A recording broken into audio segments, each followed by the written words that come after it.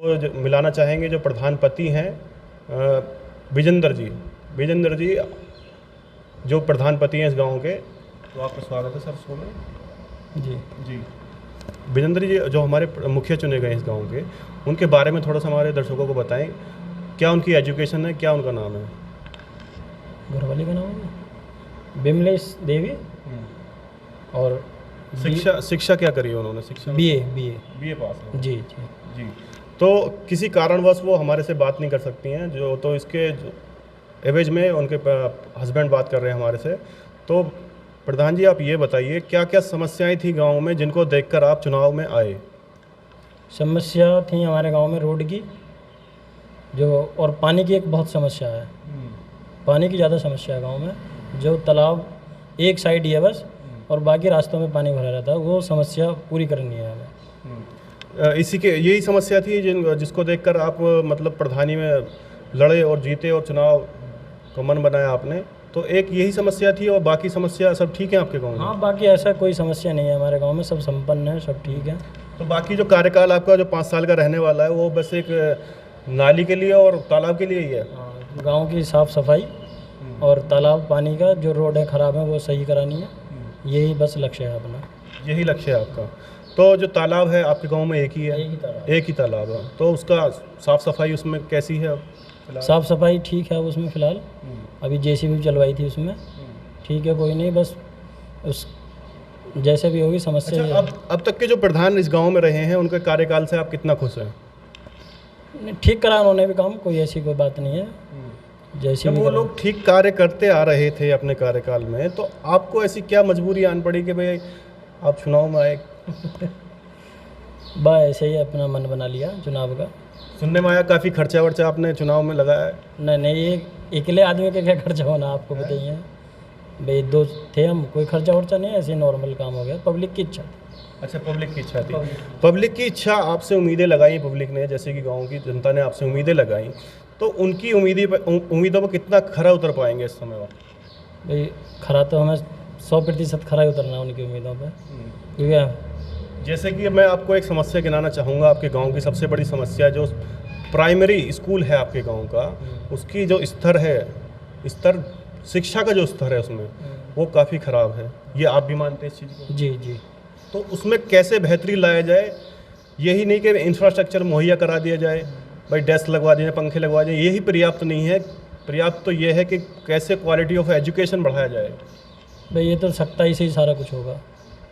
जो वहाँ पे टीचर हैं उन्हें सख्ताई से रखना होगा, जिससे वो बच्चों को। सख्ताई का मतलब कि डंडा लेकर उनके पीछे भागना पड़ेगा? नहीं, उन्हें समझाओ कि बच्चों को अच्छे तरीके से शिक्षा दो। वो तो खुद समझदार, इतनी अच्छी एजुकेशन लेके आते हैं वो लोग, तो लापरवाही तो करते हैं। तो उस लापरवाही पे आपकी निगरानी रहेगी? जी, उस लापरवाही पे ही निगरानी रखनी है। तो बाकी जो स्वास्थ्य सुविधाएं आप बता रहे थे, आपके गांव में कोई भी डिस्पेंसरी या छोटा अस्पताल कोई ऐसी कोई सुविधा है नहीं। आने वाले 5 साल के कार्यकाल में किस तरीके से उसको आप मुहैया करवाएंगे गांव के लिए? इतनी बड़ी आबादी है आपके गांव की और इतना चर्चित गांव रहता है आपका। जी। स्वास्थ्य केंद्र तो जैसे भी होगा इसे तो बनवाएंगे छोटा मोटा। अच्छा, कोविड जब महामारी चली है, इसमें आपके गाँव की क्या स्थिति रही? कैसे, मतलब कितने पेशेंट आए, किस तरीके से आपने निगरानी बनाई उनको, किस तरीके से ठीक अपने कोरोना मुक्त आपने गांव को करवाया? भाई हमारे गांव में लगभग 27 तो मौत हुई इससे ही, और करीब 6 बार सैनिटाइजर कराया गांव में।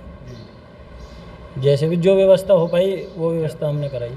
तो बाकी जो कार्य होते हैं जैसे कि गांव के सौंदर्यीकरण को लेकर क्या स्थिति है गांव में? क्या मतलब आप अपने कार्यकाल में दे पाएंगे? जैसे गांव में तालाबों की साफ़ सफाई तो आपने बताई, जैसे कि नालों की साफ़ सफाई आपने बताई, गांव में किस तरीके से हरियाली लाई जाए, और जो हमारे धार्मिक स्थल होते हैं गांव में, मंदिर और मस्जिद होती है, और जो कब्रिस्तान और शमशान घाट की ज़मीनें होती हैं, उनको किस तरीके से बेहतर और किस तरीके से ज़्यादा सुविधाएँ उनमें पहुँचाई जाए? भाई हमारे गाँव में कब्रिस्तान भी हैं, उसकी बाउंड्री करा के साफ़ सफाई कराएंगे। और साफ़ सफाई मनरेगा में चल भी रही है कब्रिस्तान की यहाँ पर। अच्छा प्रधान जी, राशन की काफ़ी शिकायतें आई हैं आपके गांव में, तो आपने कभी संज्ञान लिया?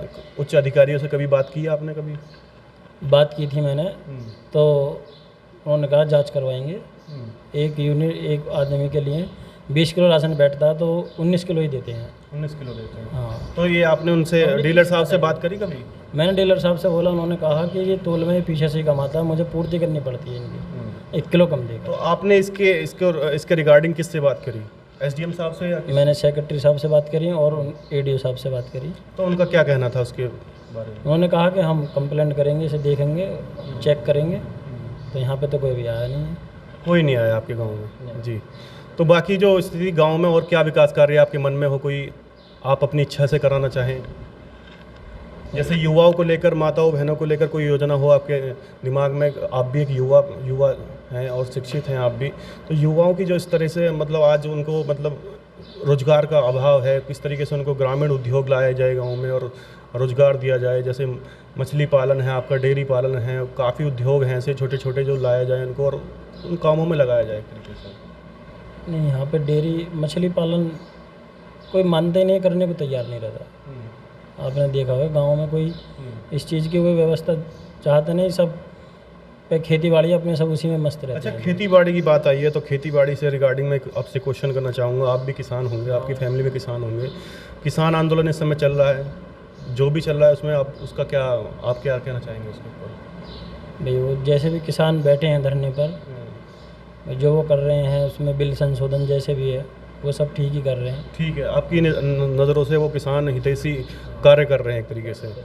और जैसे कि अब प्रधान हैं आप, मुखिया हैं गांव के, तो प्रधान की जो जिम्मेदारियां बढ़ जाती हैं, किसानों के काफ़ी अधिकार होते हैं जो मुखिया उनको दिलवा पाता है, जैसे कि आधुनिक खेती की तरफ उनको कैसे मोड़ा जाए और जो आधुनिक इक्विपमेंट आते हैं खेती के किस तरीके से उन्हें मुहैया करवाया जाए प्रशासन से, और जो किसान गोष्ठी, किसान सम्मेलन, किसान मेला वगैरह लगते हैं, ठीक है, तो उनमें किस तरीके से ज़्यादा किसानों को सम्मिलित करा जाए और उनको लेके जाया जाए और उन्हें समझाया जाए भाई ये बीज है, ये खाद है, ये लगाइए आप, और जो उनकी समस्याएं हैं किस तरीके से आप निपटारा करेंगे? भाई ये सब कुछ गोष्ठी 2-3 बार करवाई हुई है गांव में, मीटिंग किसानों की, समझा के जाते हैं और किसान फिर उस चीज़ का लाभ भी उठाता है सरकार से।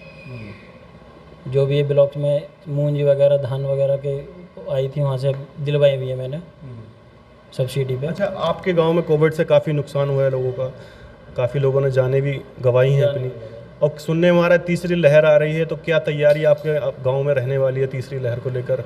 क्या प्रशासन से आप मदद मांग रहे हैं गांव के लिए? भाई मदद यही है, अब 45+ वैक्सीन लग चुकी हैं, बस ये 18-42 वाली आ जाएँ तो ज़्यादा से ज़्यादा वैक्सीन लग जाए। अच्छा, काफ़ी गाँव में ये सुनने में आ रहा है कि वैक्सीन के लिए काफ़ी दुष्प्रभाव फैलाया जा रहा है, एक तरीके से उनको बताया जा रहा है कि मतलब ख़राब है, जान के लिए खतरा है, तो आपके गांव में क्या स्थिति है उसको लेकर? नहीं, हमारे गांव में लगभग 80% वैक्सीन 40+ के लग चुकी है। 40+ को लग चुकी है, मतलब 40% लग चुकी है? हाँ, ये मतलब 45 साल से ऊपर 80% वैक्सीन लग चुकी है जी।